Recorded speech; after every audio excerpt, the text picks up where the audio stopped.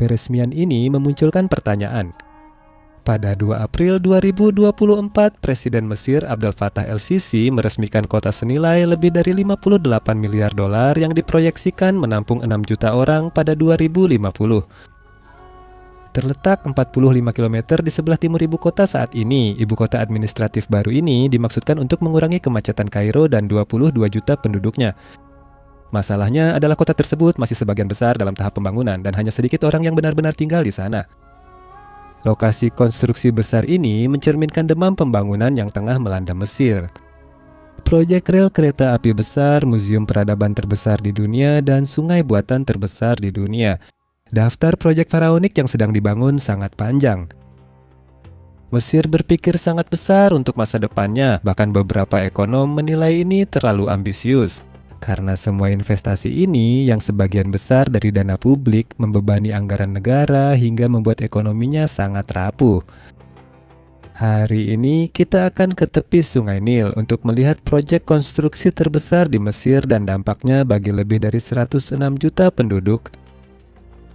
Hal lain yang juga akan memberikan dampak besar adalah sebuah alat revolusioner bernama NVIDIA AI. NVIDIA AI V3 kini memungkinkan Anda menuangkan ide menjadi video menakjubkan. Jenis yang selalu ingin Anda buat, jenis yang akan membuat Anda bersemangat untuk membagikannya kepada rekan-rekan Anda dengan cara yang paling mulus dan intuitif. Terlepas dari keahlian Anda bisa memintanya membuat video 30 detik hingga 1 menit yang menangkap esensi Humans of New York. Dengan close-up realistis pria dan wanita, berikut hanya contoh. Masing-masing membawa cerita di mata mereka dari kerutan pengalaman. Kamu bisa mengedit apa saja, misalnya menambah suaraku.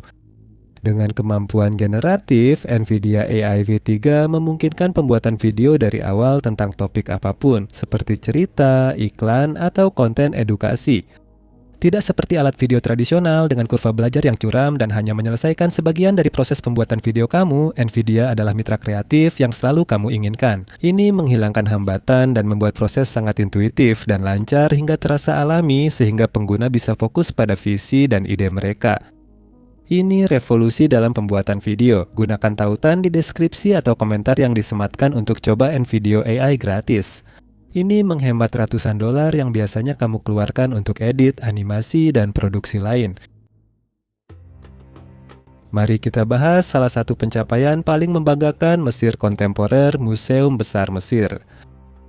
Selama lebih dari 20 tahun pembangunan, ini museum terbesar dunia untuk satu peradaban.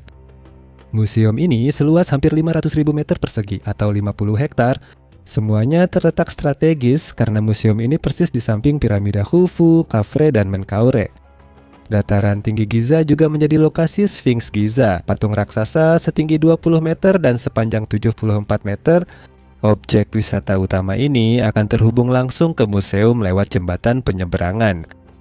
Raksasa budaya ini akan menggantikan Museum Mesir di Kairo yang terletak di pusat kota di lapangan Tahrir. Lembaga terhormat ini berdiri sejak 1902 kini terlalu sempit untuk lebih dari 7.000 pengunjung per hari. Lebih dari 1.550 arsitek dan firma dari 83 negara merespons panggilan proposal museum baru.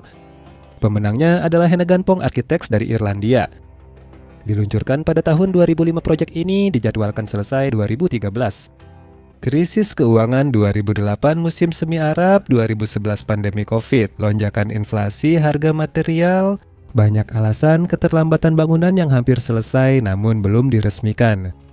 Meskipun ada pengumuman yang menenangkan dari pihak berwenang, tanggal peresmian masih menjadi misteri untuk saat ini. Di sini, 6.000 pekerja bergantian 24 jam membangun raksasa ramping ini dari bawah tanah dengan fasad panel segitiga yang mirip piramida di dekatnya. Motif ini juga tampak di dinding cahaya sepanjang 800 meter dan tinggi 40 meter yang seluruhnya dari onyx. Hal ini memungkinkan cahaya siang yang lembut menerangi bagian dalam gedung. Permainan arsitektur berbentuk piramida ini dibawa ke tingkat ekstrim dan terdapat di seluruh gedung. Denah bangunan itu bukan segitiga, namun jika memperhitungkan ruang hijau di depan dan memperpanjang garis ke piramida sekitar, bisa digambar segitiga. Bentuk geometris ini tercermin pada gerbang masuk setinggi 40 meter. ini menuju aula resepsi besar tempat patung Ramses II berusia 3.200 tahun berdiri megah setinggi 11 meter dan berat 80 ton. Fitur megah lainnya adalah tangga monumental dengan 108 anak tangga seluas 6.500 meter persegi ruang yang dipenuhi patung dewa dan penguasa Mesir. Ruang lainnya termasuk galeri besar, seluas 22.000 meter persegi untuk koleksi, setara 3 lapangan sepak bola. Anda perlu bersabar karena ruang itu belum dibuka untuk umum. Pembukaan sebagian dimulai awal Oktober mencakup 10% museum termasuk auditorium dan toko. Pengunjung sekarang dapat menjelajahi beberapa area termasuk aula masuk dan tangga besar. Pembukaan museum ini sangat dinantikan karena koleksi unggulannya jadi impian pelancong dunia. Sebagai contoh, 4.500 benda pemakaman Tutankhamun akan untuk pertama kalinya dipamerkan secara lengkap di satu lokasi. Gedung ini diperkirakan akan menampung hampir 100.000 benda. Jumlah pengunjung diperkirakan mencapai 5 juta orang per tahun. Awalnya, gedung ini diperkirakan menelan biaya 500 juta euro, kini menjadi 1 miliar euro. Tidak ada yang terlalu mewah untuk sektor pariwisata vital Mesir yang menyumbang 10% PDB negara. Selain aspek pariwisata, museum ini juga merupakan aset diplomatik bagi Mesir.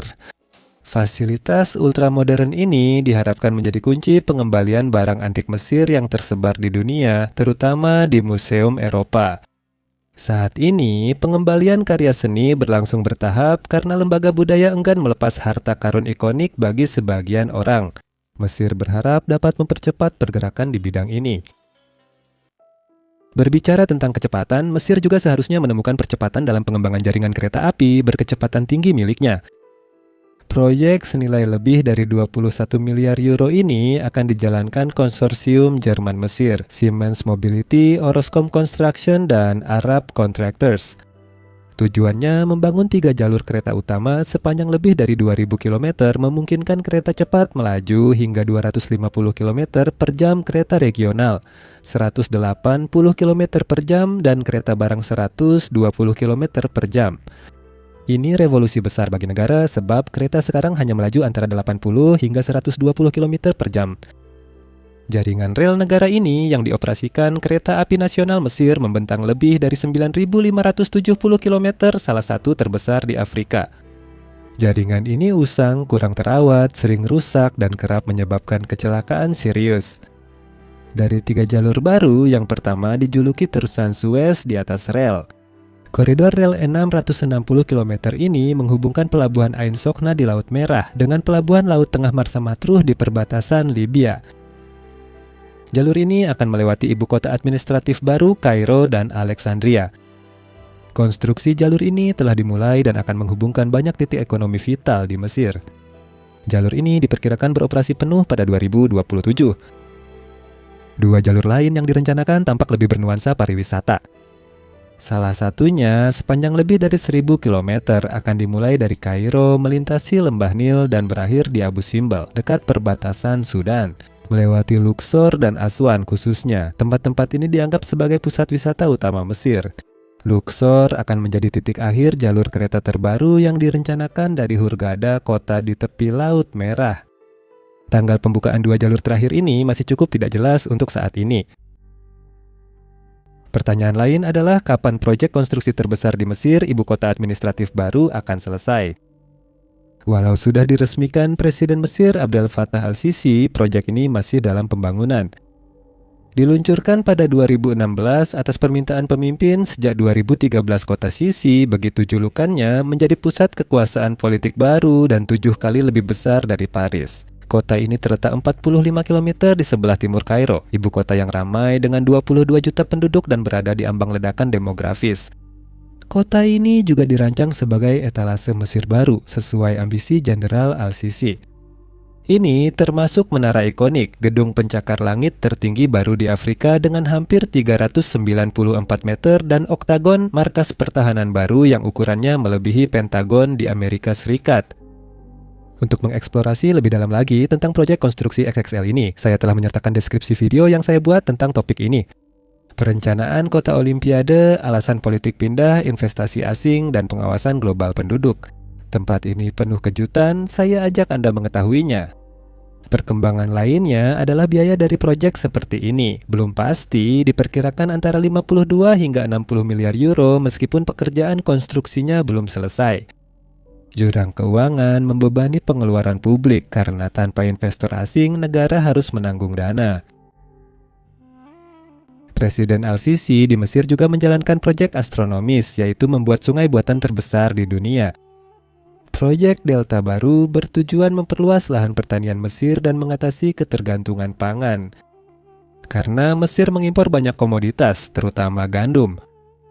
Proyek yang diluncurkan pada 2021 ini bertujuan mengalihkan air limbah pertanian dari anak sungai Nil untuk mengairi lebih dari 9.000 km persegi lahan pertanian baru. Sebuah sungai buatan sepanjang 114 km sedang dibangun, proyek unik dalam sejarah pertanian negara. Saya telah menjelaskannya dalam video yang dirilis beberapa bulan lalu. Saya sudah menyertakan tautannya di deskripsi jika Anda ingin mengetahui lebih lanjut. Pengumuman terbaru proyek ini adalah pengoperasian instalasi pengolahan air limbah Al-Haman, instalasi terbesar di dunia untuk jenisnya dan sangat penting. Saluran air limbah akan diarahkan ke instalasi ini sebelum dialirkan ke zona budidaya baru. Raksasa ini mampu mengolah 7,5 juta meter kubik air limbah pertanian per hari. Delta baru ini diperkirakan akan meningkatkan lahan garapan Mesir lebih dari 20%. Instalasi ini menelan biaya lebih dari 500 juta dolar dengan total proyek sekitar 10 miliar dolar. Investasi besar ini tentu berdampak finansial. Dalam kurang dari 10 tahun utang luar negeri Mesir naik 3 kali lipat hingga hampir 168 miliar dolar membuat negara ini rentan di pasar dunia. Mata uang negara ini mengalami devaluasi besar dan inflasi parah terutama pada bahan makanan karena dianggap tidak dapat diandalkan. Penduduk Mesir adalah yang pertama terdampak situasi ekonomi buruk sehingga standar hidup mereka menurun. Di negara dengan 2/3 dari 106 juta penduduk hidup miskin atau di garis kemiskinan. Namun, Mesir tetap melanjutkan strategi pembangunan faraoniknya. Pemerintah mengumumkan studi kelayakan untuk perluasan terusan Suez sejauh 10 km setelah tahap pertama 35 km selesai pada 2015. Hal ini tetap terjadi meski lalu lintas maritim menurun sejak konflik Israel-Hamas dimulai. Setelah negosiasi berbulan-bulan, Dana Moneter Internasional memberi pinjaman 8 miliar dolar untuk membantu negara itu menghadapi dampak perang Ukraina, terutama lonjakan harga gandum dan sinyal positif dari Dana Moneter Internasional yang seharusnya meningkatkan kepercayaan investor asing.